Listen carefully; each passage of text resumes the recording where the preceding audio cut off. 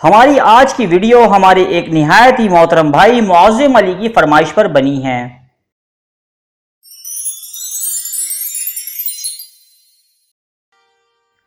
آپ نے اپنے بچپن میں طلسم ہوشربا، کوکاف اور پریوں کی کہانیاں پڑھی اور سنی ہوں گی۔ خیالوں کی دنیا میں کئی بار جنات اور پریوں کو بھی دیکھا ہوگا۔ اس دنیا کا ایک الگ ہی طلسماتی رنگ تھا۔ کبھی عمر و عیار کا مشہور کردار کوہ کاف کی پہاڑیوں کی سیر کرتا ہوا نظر آتا، تو کبھی نیلی جادوگرنی امیر حمزہ کو کالے پہاڑوں میں قید کر دیتی، اور کبھی دنیا کی حسین ترین لڑکی کو سامری جادوگر اغوا کر کے لے جاتا۔ غرض وہ ایک ایسی دنیا تھی کہ جو خوابوں اور تصورات تک محدود تھی۔ طلسم ہوشربا دراصل ایک فکشنل یعنی افسانوی کہانیوں کا مجموعہ ہے، جس میں جادوئی اور غیر انسانی کردار موجود ہیں۔ سن 1880 میں منشی محمد حسین جاں نامی داستان گو نے اسے تحریر کیا۔ لوگ اسے داستان امیر حمزہ کا ایک حصہ سمجھتے ہیں، جو کہ مغل بادشاہ اکبر کے دربار میں سنائی جاتی تھی۔ یہ بات کافی حد تک درست بھی ہے، کیونکہ طلسم ہوشربا داستان امیر حمزہ کی ہی ایک کڑی ہے۔ داستان امیر حمزہ میں امیر حمزہ طلسم ہزار شکل کو فتح کرتے ہیں، اور اب اس مرتبہ وہ طلسم ہوشربا کو فتح کرنے نکلے ہیں۔ مگر داستان امیر حمزہ کا تذکرہ مغل بادشاہ اکبر کے دور میں بھی ملتا ہے، یعنی کہ یہ طلسم ہوشربا سے کافی پرانی داستان ہے۔ مغرب کے مشہور فکشن ہیری پوٹر میں بھی اس کتاب کی جھلکیاں جگہ جگہ نظر آتی ہیں، کہیں ہیری پوٹر کی کلاک کے روپ میں تو کہیں عمر و عیار کی زنبیل کی شکل میں۔ ان کہانیوں کے مرکزی کردار امیر حمزہ، عمر و عیار اور طلسم ہوشربا کا بادشاہ افراسیاب ہیں۔ افراسیاب برائی کا بادشاہ ہے، اور اس کی معاونت جن، چڑیلے اور جادوگر کرتے ہیں۔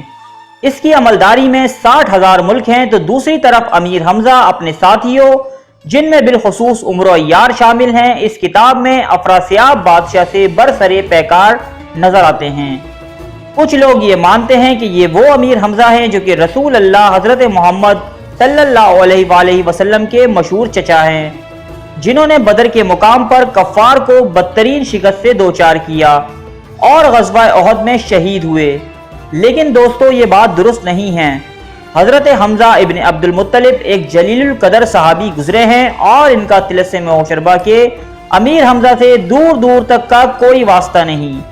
اب آتے ہیں اس بات کی طرف کہ داستان میں موجود امیر حمزہ اور عمر و عیار کون ہیں، اور ان کا حقیقت سے کیا تعلق ہے۔ تو دوستو، اس بات کو سمجھنے کے لیے ہمیں طلسم ہوشربا کو سمجھنا ہوگا۔ یہ کہانی دراصل ایرانی ادب سے اردو ادب میں منتقل ہوئی ہے، اور اس کے رائٹر نے فارسی کرداروں کو بڑی خوبی کے ساتھ اردو اور اسلامی ادب میں ڈھالا ہے۔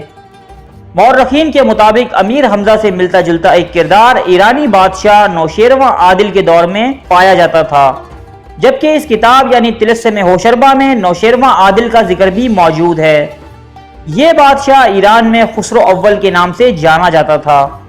اس کا زمانہ 569 عیسوی یعنی حضرت محمد صلی اللہ علیہ وآلہ وسلم سے کچھ سال پہلے کا دور ہے۔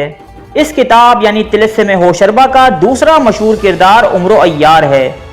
کتاب کے مطابق یہ امیر حمزہ کا دودھ شریک بھائی انتہائی درجے کا مکار، کنجوس اور لالچی، جادو تو نہیں جانتا، پر بہت سے تحفے برگزیدہ بزرگوں کے دیے ہوئے اس کے پاس ہیں، جیسے عمروں کی زنبیل، گلیم اور جال الیاسی۔ تو دوستو، ویسے تو یہ ایک افسانوی کردار ہی ہے، لیکن اسلامی تاریخ میں عمر بن امیہ نام کے ایک صحابی گزرے ہیں۔ یہ اچانک قتل کرنے کے ماہر مانے جاتے تھے۔ یہ ایک روز طواف فرما رہے تھے کہ ان پر ابو سفیان کی نظر پڑ گئی۔ ابو سفیان کو لگا کہ عمر بن امیہ شاید مجھے قتل کرنے یہاں آئے ہیں۔ ابو سفیان نے قریش کو خبر دی کہ اسے پکڑ لو، مگر آپ نے اپنی پھرتی اور ماہرانہ صلاحیتوں کی مدد سے 2 آدمی جو آپ کے راستے میں آئے تھے انہیں قتل کر دیا۔ پھر قریش کے 2 قاصد جو مسلمانوں کی جاسوسی کرتے تھے وہ آپ کے راستے میں آئے۔ آپ نے ایک کو قتل کر دیا اور دوسرے کو پکڑ کر مدینہ لے آئے۔ کچھ لوگ ان عمر بن امیہ کو عمر و عیار سے تشبیہ دیتے ہیں، جو کہ ہرگز صحیح نہیں ہے۔ ہاں، البتہ قدیم فارس میں نوشیروان عادل ہی کے زمانے میں عیاروں کا ایک انسٹیٹیوشن پایا جاتا تھا، جو کہ بہت زیادہ چالاک، پھرتیلے اور اپنے کام میں ماہر مانے جاتے تھے۔ یہ بلا کے ذہین اور جاسوسی کے ماہر تھے، لیکن یہ ایک شخصیت نہیں تھے بلکہ یہ ایک ادارہ تھا۔ جس کا کام چرب زبانی اور ہاتھ کی صفائی سے لوگوں کو لوٹنا تھا۔ ان کا ایک سردار تھا جو کہ فارس کا عیار اور چالاک انسان مشہور تھا۔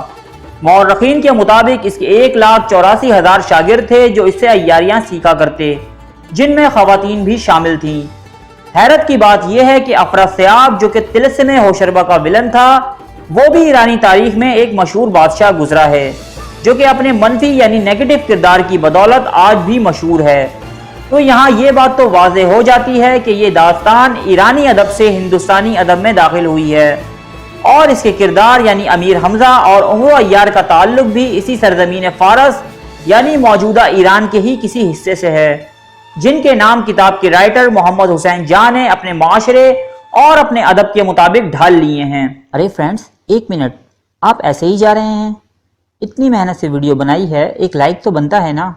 اور دوسرا یہ کہ آپ ہمیں اتنی بڑی دنیا میں دوبارہ کیسے ڈھونڈیں گے؟